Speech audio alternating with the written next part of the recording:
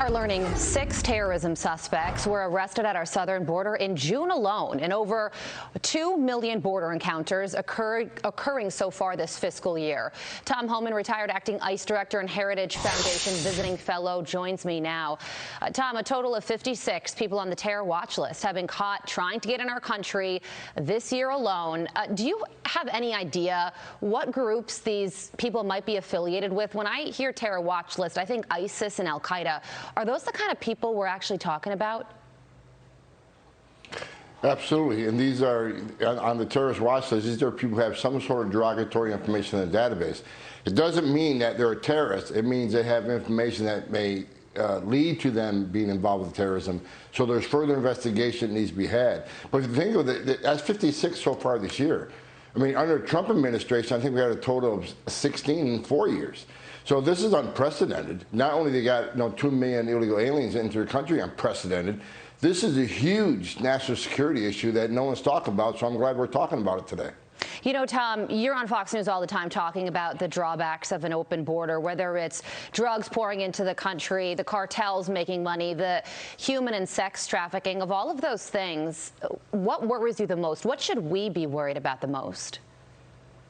I've been saying for over a year this historic illegal immigration crisis, which pulls almost 70% of border stations off the line, leaves the border vulnerable to terrorism. Look, they've arrested 56, right? Terrorists don't want to be arrested. They're trained how to evade law enforcement.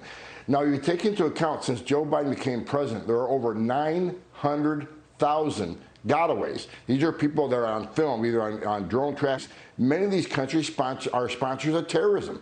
So if people don't think, not a single one of the 900,000 people that got into the country unarrested, we don't know who they are, where they're at, if not a single one of 900,000 didn't come to this country to do us harm and are from one of these countries that sponsor terrorism, then they're ignorant to the data. I can guarantee you that no suspected terrorists have successfully made it across the southwest border, this open border. I don't know how many.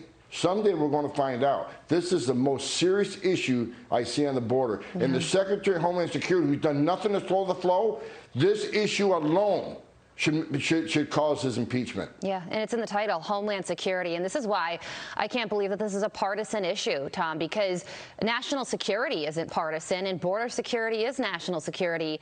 And I wonder if it has to do with the difference between what we are witnessing at the southern border versus what our cameras aren't able to catch. What we're witnessing at the southern border on a day-to-day basis are the kids and the families, and everybody feels bad for them. What our cameras aren't able to catch are the gotaways and the terrorists and the drugs. And if you can't see it, it's easy to turn a blind eye to it until it's too late. Well, look, the left it's all politics. Under the Trump administration, I remember we had 2 children die. Border Patrol tried to save them. They were in bad shape, and they did everything they could to save these 2 children, but they died.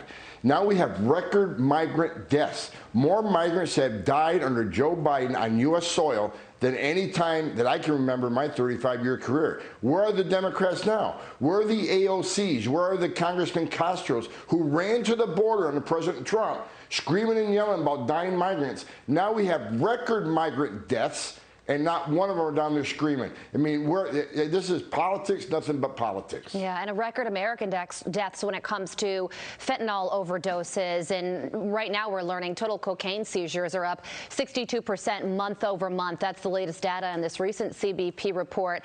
And the president of Mexico was just with President Biden at the White House, and his policy when it comes to dealing with the drug cartels is non-confrontation. He doesn't want to deal with it. His motto is hugs, not bullets. So if you have President Biden in the White House and our partner in this issue with a policy like I just laid out, what does that mean for the future of the country over the next 2 years? Well, here's what you need to consider. Record amount of drugs have been apprehended. Again, with 70%, up to 70% of Border Patrol no longer on the line, I don't really care about what they seize. I care about what got away. How many drugs came into this country when only 30% of the Border Patrol was on duty? So that's why we have record American deaths, over 112,000 fentanyl deaths, because the border's wide open and less border patrol on the line to seize those drugs. But look, under the Trump administration, we ran the dialogue. President Trump told the Mexican president, you will secure your northern border. You will put military in your northern southern border. You will enter and remain in Mexico. We demanded Mexico take action, or they would face tariffs. Under this administration, the Mexican president sitting with President Biden, he's telling President Biden what they need to do for Mexico. Grant amnesty, open border, let's build infrastructure to make it more efficient for people to come to the country. That is not the way we worked on the Trump administration. We secured the border, and we demanded Mexico step up and do their thing. What a difference an administration makes. Tom, thank you for joining us this morning. Thanks for having me.